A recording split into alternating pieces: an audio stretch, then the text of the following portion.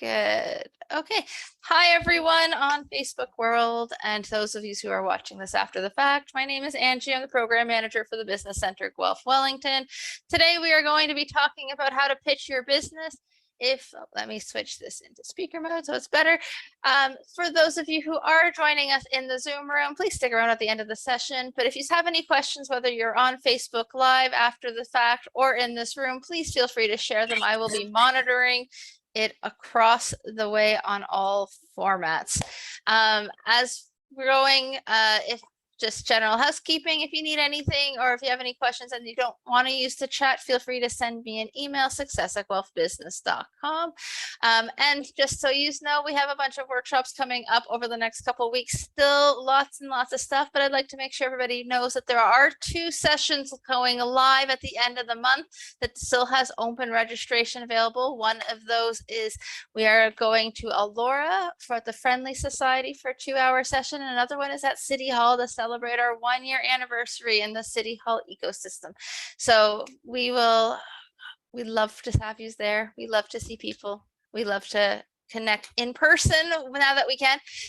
So please do register for those. They are both available on our events page. So now let's just jump right in. So hi, Kristel. Thanks for joining us. Oh, nice to be here. Thanks, Angie. And welcome everybody.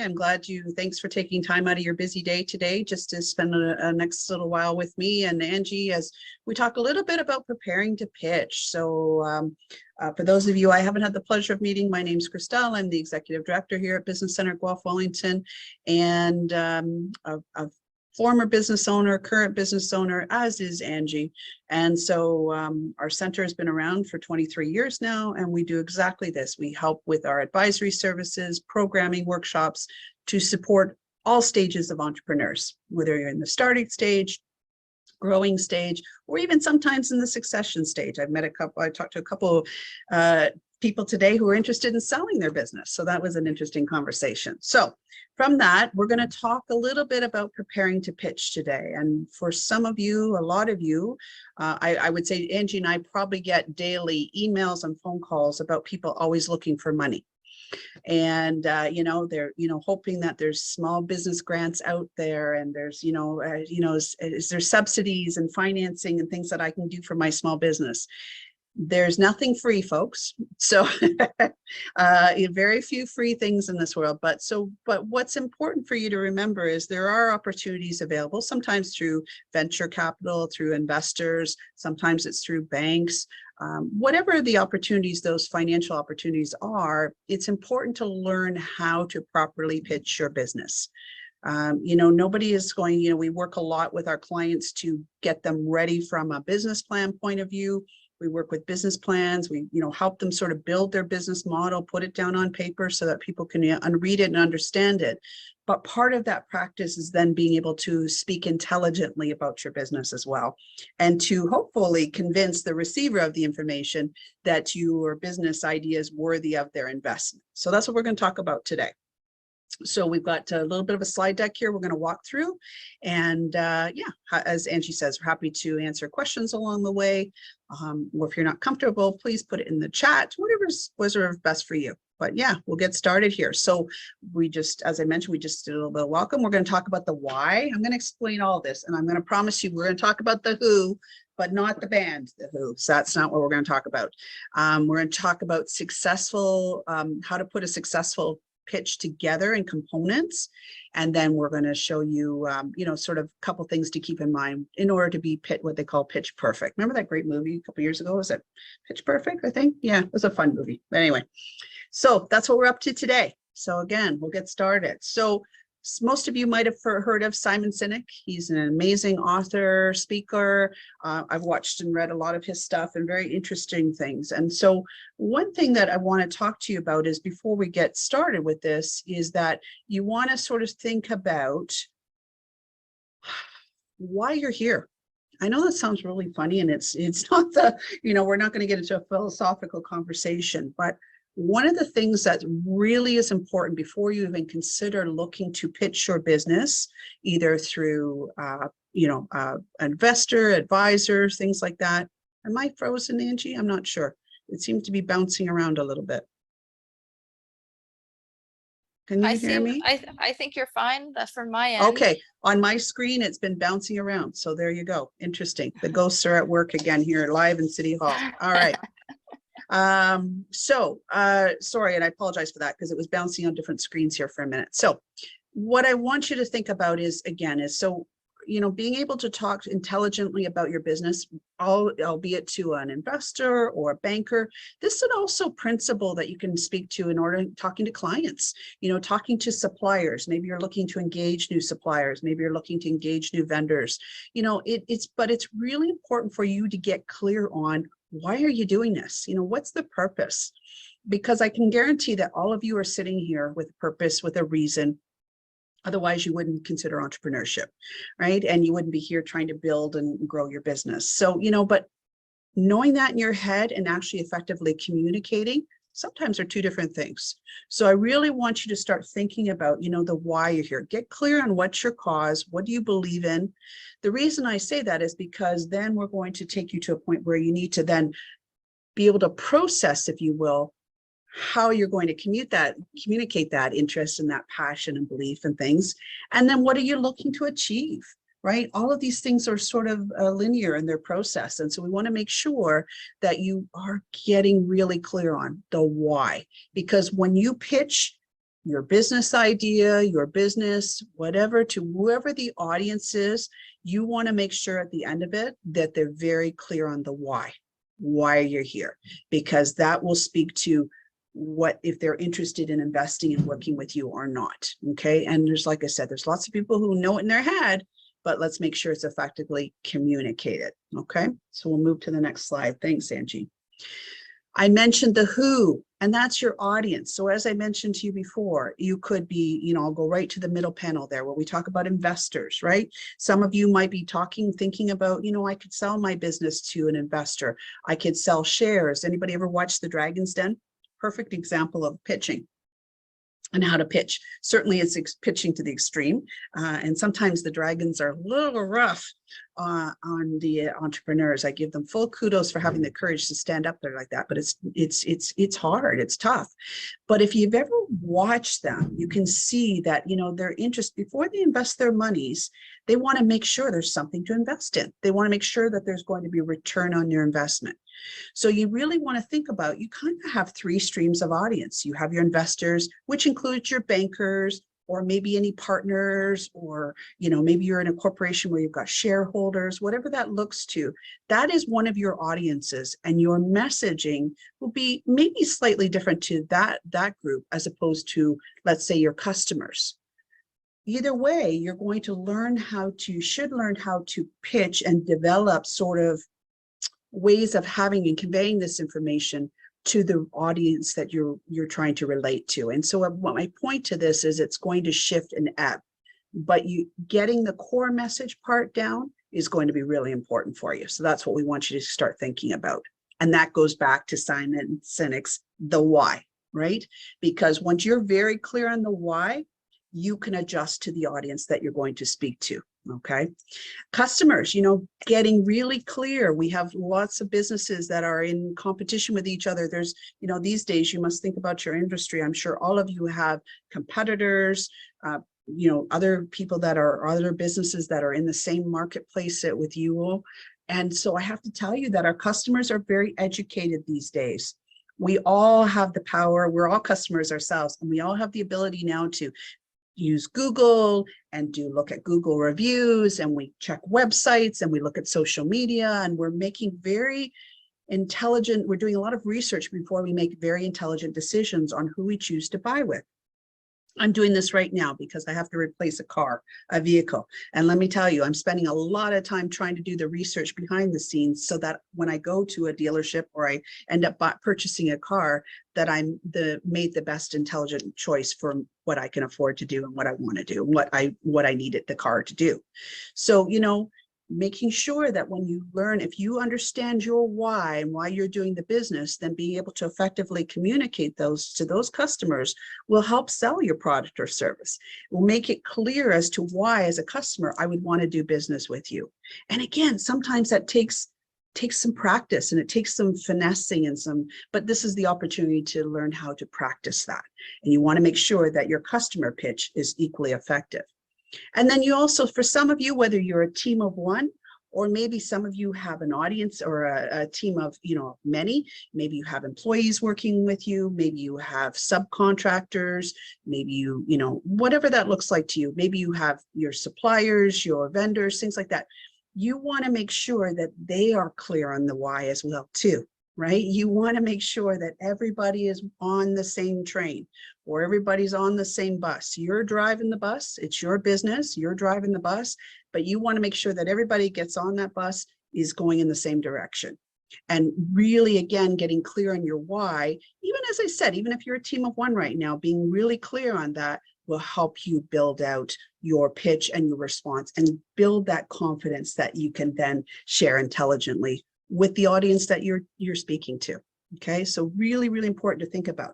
So in a pitch, if you're looking for it, I'll leave this with, it's really important to understand who you're pitching to. If you're looking at participating in a pitch competition, then you need to know who the judges are. If they won't tell you specifically who they are, what's the audience that they tend to have, or who do they traditionally look at past competitions, things like that. See who they traditionally have as judges, because you want to make sure that your pitch is going to be crafted to that audience. Make sense? Yeah, a lot of bit of work here. We just don't want to show up and say, oh, the heck with it, we'll see how it goes. So let's talk a little bit about the components of a pitch, okay? First of all is the ideation piece. What problem are you trying to solve?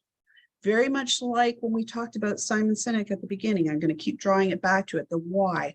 All of you have developed your business, all of you created a business for a reason. There was a problem that you were trying to solve. There was something that you were trying to accomplish with your business. Whether it's products you sell, services you offer, it doesn't matter. It all started with an idea, and maybe you worked in the industry and you thought, I could do better. Maybe you were educated in the industry and you thought, I can do this better. Whatever that is, there was something that you were starting with. It was a problem, it was an idea, something that you felt that you had the solution to. So when you start thinking about crafting a pitch, you want to make sure that you yourself, first of all, are clear on what the problem is you're trying to solve, okay? And then the reason I say that is because that's going to be a key part in the communication during your pitch, is giving the recipients, the audience, you'll keep hearing me refer to the audience. And again, you adjust that as to what audience you're choosing to pitch to. But my point is, you want to make sure that the audience that you're delivering to understand that you are solving a problem, that there isn't, because that relates back to your need for that business, right? Think about it.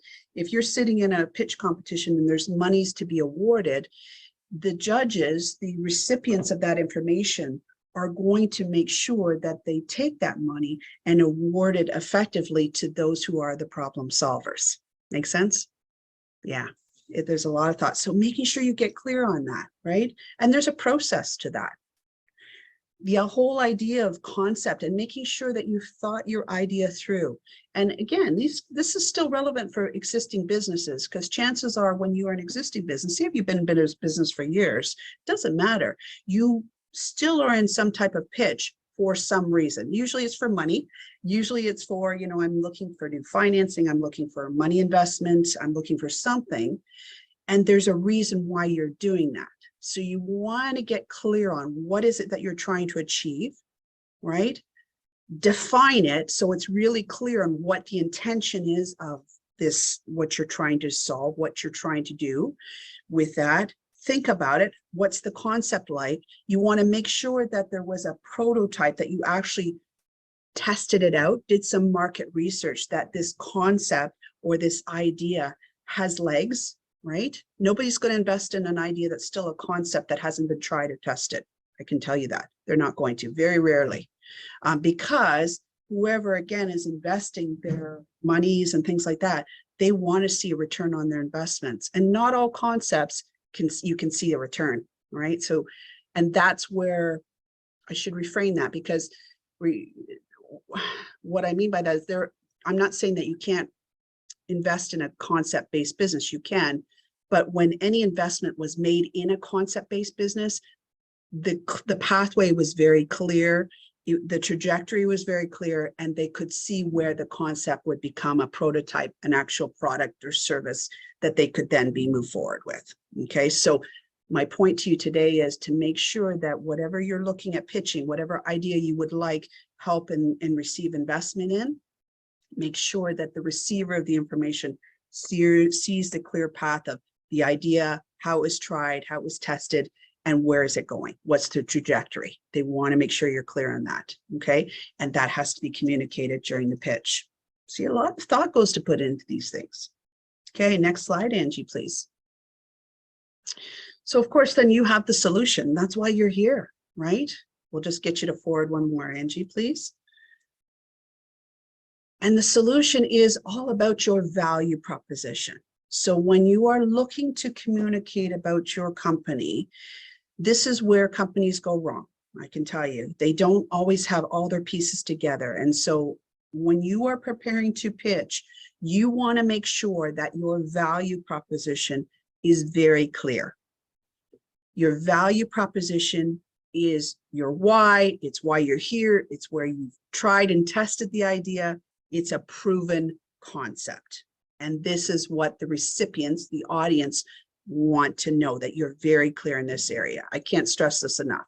What goes into a value proposition? Well, there's four key things. First of all, is where your competitors are at.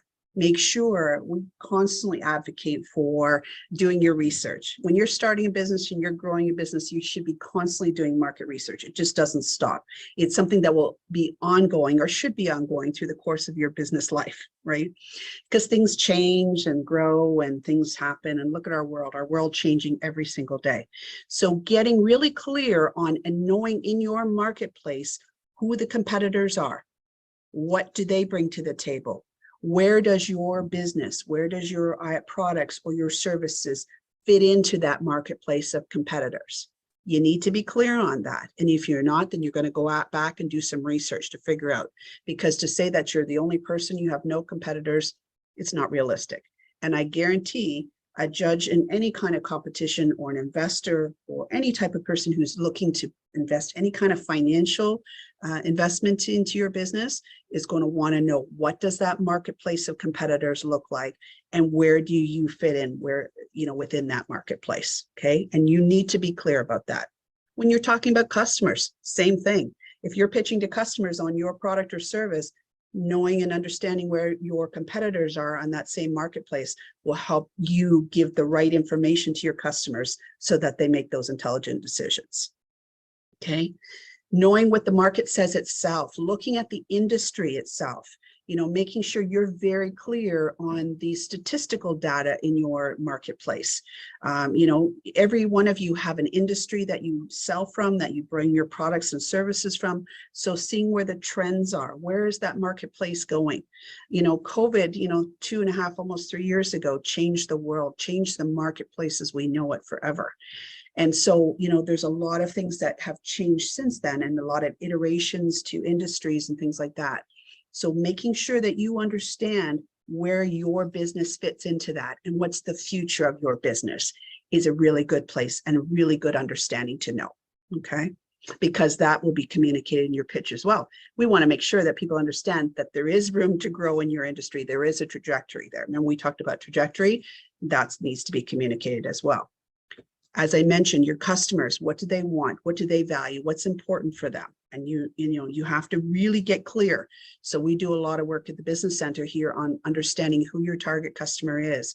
We do a lot of work with what we call buyer personas, which is a tool that we use to make sure that our clients are crystal clear on who their actual customers are.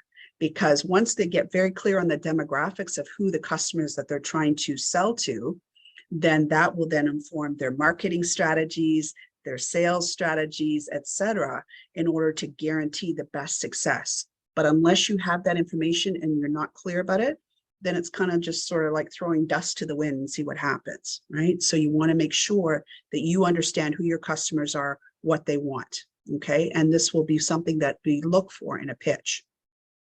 And then what your company is capable of, capacity-wise, understanding that you have systems and operations.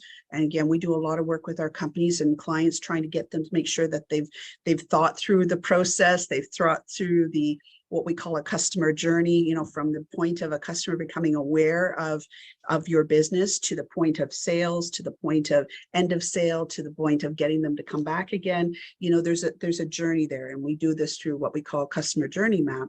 But you need to understand and make sure that you're clear on what this is. See, there's a lot of homework that goes into this, because once you're crystal clear in all these 4 areas, then you effectively have a value proposition for your company, and then you can communicate that to the receivers or the audience that you're trying to speak to.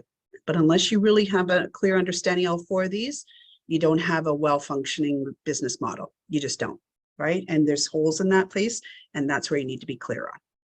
Okay. Yeah, I know. People are already not liking me because, like, this is a lot of work, Kristel. And we'll flip one more slide, Angie.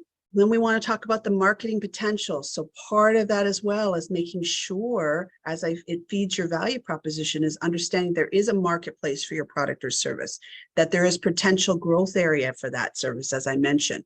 Making sure that there is a target user that I've already referred to already. Where the trends are going. This is really important. And I guarantee in any kind of pitch competition, they will ask you about the market size. They'd love to know who your competitors are. They'd love to know what the trends are going. They'd love to know that you're clear on your users, things like that. And they're also interested in what type of funds you have available, what you've invested as well, right? That's important. You come to the table, they want to see that you've yourself invested in this business and are really clear on what the possibilities are for this marketplace. And once you convince them of this, they're more apt or more likely to invest in you, right? Because you've done the homework. So make sure you're very clear, market sizing, your positioning. And again, all this information feeds back to your value proposition, okay? You can see how these are really important. I've had the blessing in seeing all kinds of pitches, and you can always tell respectfully who's done their homework and who's really thought through their process and who hasn't. And those are always clearly the ones that are the winners, is because they were able to do the homework, put together a messaging, and then do a really good job at communicating that message, and so that the audience understood. Okay. Your leadership team. So again, if you are, just get you to flip one more. These are all just our title slides, Angie. Thank you. Is even if you're a team of 1, you want to make sure that this is, and any audience will need to know that you're capable of doing what you say you're going to do, right? So if you're a team of 1, you want to make sure that you're clear on who is on your team. And your team, even if you're a team of 1, you still have a team. That could include maybe your bookkeeper or accounting person that's helping you with your finances. That could be a bank manager who's, provided you a loan or done some financing for you already. Could be a lawyer that helped you do all your incorporation. Those are, could be a mentor, an advisor, if you're working with some type of advisory services or mentoring services. Those are all people that are standing behind you. And what it's important to, when you're doing any kind of pitch presentation, is to make sure that the audience, the receiver, knows that you're capable of doing the work, you have the expertise at the table. So even if you have the excitement and the ambition, you have the vision of where you want to go, and this needs to be communicated. Because again, if you think about it from the receiver's point of view, the audience point of view, nobody's going to invest in something that they don't think that person has the capability, or doesn't have a supportive team, or is sort of saying that they're going to accomplish things that are clearly out of their reach. Maybe they just don't have the equipment, or they don't have the financial means, etc. So you want to make sure that you're clear on, this is my team, this is who's going to support me, and this is how we're going to make sure this gets done. Okay. And there's a culture to the business, things like that. It's really important. So a lot of times you'll see in a pitch presentation is that they will, they'll show a, screenshot of all the team members perhaps, and put their titles and their backgrounds. Or sometimes, again, if you're just a team of 1, you can show that, you can do an organizational chart. And here's how all of these functions of our business happen. Here's who does what, things like that. But it's a really important thing to make sure that's communicated. especially if you're projecting significant growth within your industry or with the investment, you're saying, you know, with your investment, I'm going to be able to do this, this, and this. Then you want to make sure that it's clear that you can do this, this, and this. Okay, next slide, please, Angie. A lot of businesses now, you'll sort of hear people, planet, and profit is sort of the new type of thing to for businesses to start thinking about. You're going to see a lot of work in the whole social well-being. Some of you may be familiar with social enterprise, social innovation, things like that. It does come down to more and more businesses are working towards people, planet, and profit. And what that means is making sure that we're incorporating those aspects as we build business modeling. You know, again, if you're already an existing business, this is not something that you can still incorporate this into your messaging. But I can tell you that from a lot of pitches, I'm seeing more and more pitches that actually talk about this. They've inserted whether it's economic considerations, so maybe part of your profits goes back to a favorite charity or is reinvested in a particular industry, or, you know, there's ethical considerations on how you do your business, how your business is conducted. You know, the company culture itself, you know, what's important for you, how you've developed the company culture, what stands true to you, and how you communicate your messaging, your values, your value proposition. You know, those are all things that people are starting to look back. And some people are actually looking at more global scale. They want to have a bigger impact. They want to have a better, you know, leave the world a better place than when it started, type of thing. So I would very much suggest that when you're doing a pitch that there is some sort of social well-being aspect added to it. It can tell you from, again, from that people, planet position, profit position, it actually helps build a well-rounded message. So not only are you in business to make money, we all understand that, but you're also helping the planet, you're also helping other people, humankind, things like that. And if you're struggling with that, then, you know, ask her some advice. Again, you can do consultations with our advisors and things like that, but there's lots of ways that you can craft this messaging and include these types of considerations as well too. Like I said, even if it's just donating to a charity, you know, at year's end or whatever, but there's still, that's an important piece, and it has to be authentic is what the other piece I want to add to that. It should be something that means something to you, that isn't just, you know, just putting it in for the sake of putting it in is not going to communicate well. If you know, the social well-being thing needs to sort of be an undercurrent throughout the presentation as well too. But I see more and more presentations like this now. The final part of a pitch is always, you know, always leads to an ask. And so if you're looking at pitching, you want to make sure if you're asking for money, which in most cases pitching is, then you want to make sure that you talk about the impact of that investment, the use of the funds. Sometimes people will put that in actual, you know, they'll put money values, but before any investor or banker or anybody is going to give you any type of money and any type of investment of sorts, they're going to want to see what you're actually using it for. So it's really important to communicate, here's the impact, here's the use of these funds, here's what's going to happen as a result of, okay? And again, and I always get people to sort of, you don't have to put very granular detail. Well, we're going to, you know, $22.22 is going towards this and $20 is going to this. You can summarize it. But for example, if I was pitching for $10,000, I would break it down what that $10,000 could be used for. Perhaps I'm using $2,000 for marketing and $1,000 for social media, and another $1,000 is going to help my incorporation, whatever that is. I'm going to sort of list it all down. And the reason I also say for people to break that up sort of that level is because sometimes in pitch competitions, there could be multiple winners. They could be multiple funding. And so what happens, and I've seen before, and I've been on judging panels where they've done this, where they've taken aspects of your pitch. So maybe they're not going to give you the full 10,000, but they might award you that 2,000 or 3,000 that you're going to use because you were able to convince them that that was something that was significant to take, that you could still utilize that and take your business forward. So, you know, that's why it's a good idea to sort of break it down what the funds were before, so that they can also have the opportunity to fund maybe not all of it, but some of it as well too. Okay. Food for thought. The other question that people talk about is the revenue model. And so I always throw this in here. The reason I throw this in here is it's kind of fascinating is that, you know, some people, and I respectfully, not everybody is comfortable sharing their revenue model. It will be a question that's asked if you haven't included it in how you generate, because before an investor or banker or anybody who's going to give you money, they want to know how they're going to make their money back, right? They're going to ask for, you know, how do I, you know, why would I invest in you if I'm not sure I'm going to get my money back? So that can be communicated throughout the presentation. So for example, a lot of pitches will say, you know, I have this type of service and I can sell these services, which will generate X amount of money. We charge X amount of money for our services. And I'm trying to be very generic for all the people in the room here, but you get the point. You can speak to the revenue model being, we understand our pricing. This is what we charge. This is what we're anticipating.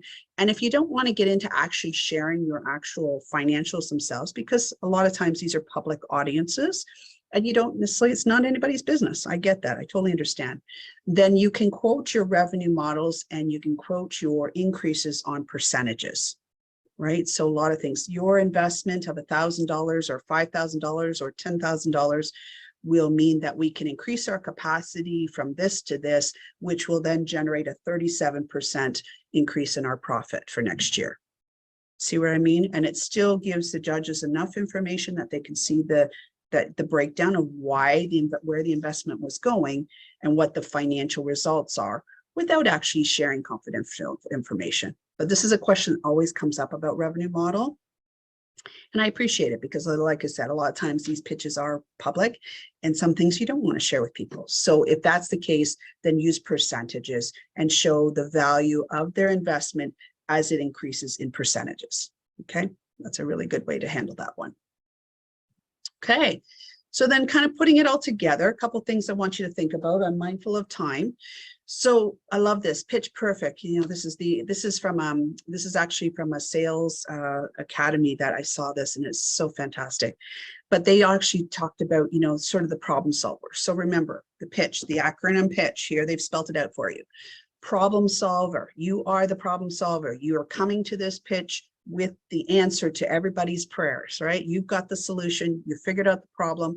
You always want to address the problem, right? Tell us what the problem is, and then come with, we've got the solution, and here's how we're going to do it. You want to inspire action. So you want to show them, here's how we're going to do it, and that you break down the pitch with telling the audience how you're going to achieve the solution, right? You want to make sure that you've demonstrated the problem. We've got a solution, and here's how we're going to do it. Okay, so you want to give that information. Remember to think about the audience, tailor it to the audience that you're speaking to. So if you're going into any kind of pitch competition, try to figure out who's in the room. Sometimes they'll have the judges listed, sometimes they won't. But if you're pitching in an industry specific event, you're going to have a pretty good idea of who's in the audience, right? If I'm speaking to venture capitalists, then I have a pretty good idea of who's in the room and that the level of understanding, knowledge, financial understanding, et cetera, is in the room. So you want to make sure that you tailor this to the audience so that they receive the information and they understand what you're trying to do. You want to be concise, to the point. I've seen 45-page, I can't even say page, but PowerPoint presentations that go on and on and on, when it could have been in 10 quick slides or 5 quick slides that could tell me the same thing. So don't bore the heck out of your audience. Get to the point quickly. You know, we do a pitch competition. When we've done pitch competitions in the past here at the Business Center, we used to do them for some of our programs. We would do literally 5 slides, 3 minutes. That's it. 5 slides, 6 slides if you add the title slide, 5 slides, 3 minutes, that's all. And I can tell you the level of pitching and the way they were quick to tell us what the problem was, how they're going to do it, what their marketing strategy was, what their financial aspect was, what their ask was, to be able to communicate. And they would get really good at doing it in 3 minutes. That's interesting. That's, you know, it can get done. So make sure you get to the point quickly. And then always speak with your heart, speak with passion. You are all here for a reason. You all feel very strongly about your business, your product, your service that you're trying to do.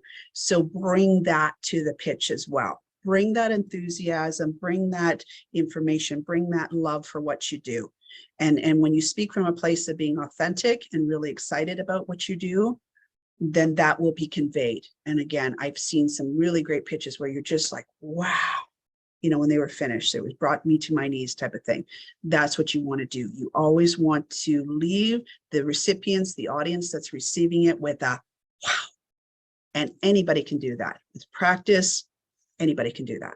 Okay. I think we've got one more slide here, Angie, I believe. So final tips. Storytelling is probably one of the best ways you can pitch your business. Be a storyteller.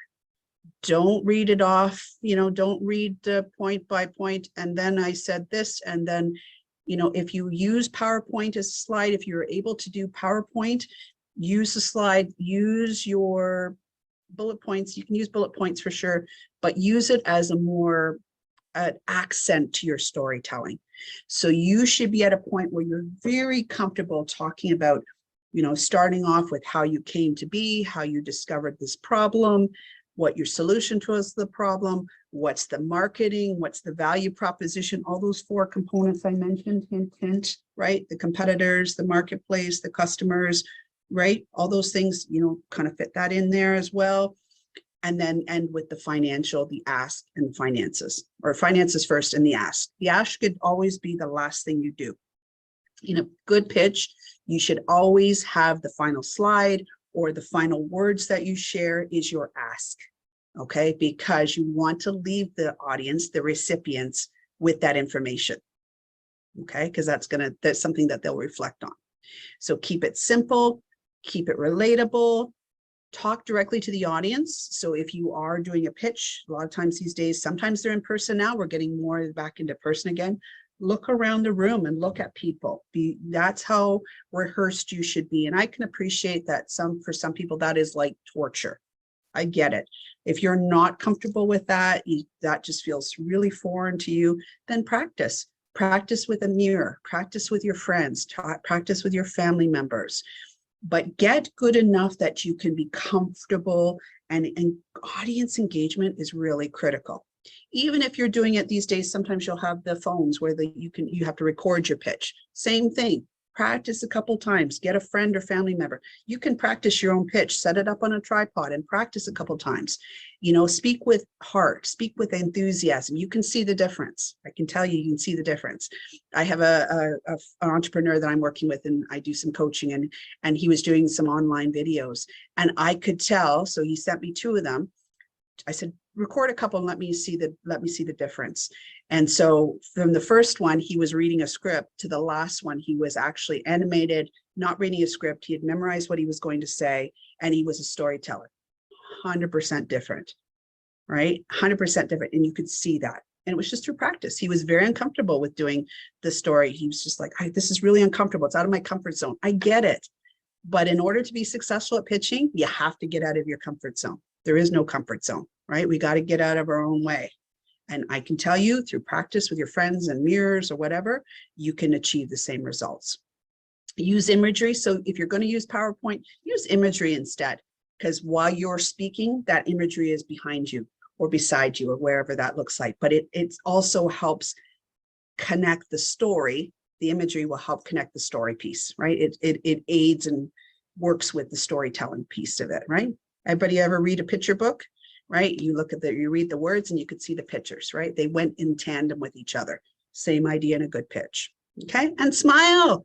Don't be afraid. Smile. This is a wonderful opportunity for learning growth. And every time you do a pitch, regardless if it culminates into some kind of investment or not, it's an excellent opportunity for you to practice, to be proud of what you do, to share your information. So don't be afraid of it. You know, you just got to, every time it's going to get a little easier every time, I promise you.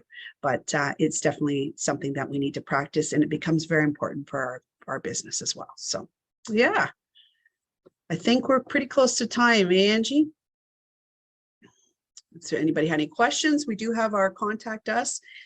We have if you haven't followed us on social media, please do. We've got lots of great questions and answers, and everything is on our website that you possibly need. So hopefully that's given everybody some context as far as, Perfect. oh, there we are, switching over here. I was like, that should bounce us to stop sharing, but it's being weird. There we go.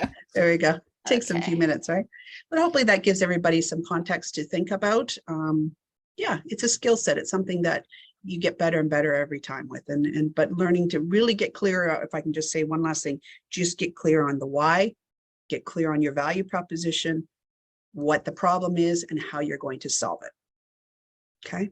Perfect. Yeah. So I just want to bring everybody's attention to those of you who are joining us through going from the Spark information session. That application is due at the end of the month. We do have another session for that for information on Thursday, October 20th at 11:30. So if you're able to join us, if you're interested in pitching for tourism idea within the Guelph area, this is a great opportunity because it has mentorship and potential funding included. So I will put that information into the chat for anybody who is interested in that. I'm just copying pasting from a bigger thing. We just need to remove the one from the first session because we've already done it, but it will be there for everybody. If you're interested in that, highly recommend. If you're not sure and you think you might have a good tourism idea and you want to do it, but you're not sure if it's the right thing, do book with one of our advisors. They can help you brainstorm and clean that up and make sure it's a clean pitch. Also, you can connect with us, so success@guelphbusiness.com, and we can help oversee anything that you have questions with. There is a whole bunch of resources right on that website. So tourisminnovation.ca/Guelph, as well about that pitch. So I just wanted to make sure everybody aware of that before we say goodbye to Facebook. So I don't have any questions on Facebook or any of the social platforms currently. So I will say we got a thumbs up for the go board in the one slide. So what I'll say is thank you for those watching us on Facebook Live. If you have any questions later on, please feel free to send them to me. We are always here. If aside from that, we look forward to our next programs. I do have one on Friday. I always lose track of what day everything is on, but so Friday is the how to develop and sustain organizational creativity. And then tomorrow we will not be having a program because our partner organization, Innovation Guelph, is running their expo. So we will be attending that instead. So we'll see you Friday, if not before then. And we hope you all have a great day. For those of you who are in the room, please stick around for a few seconds and you can have a conversation.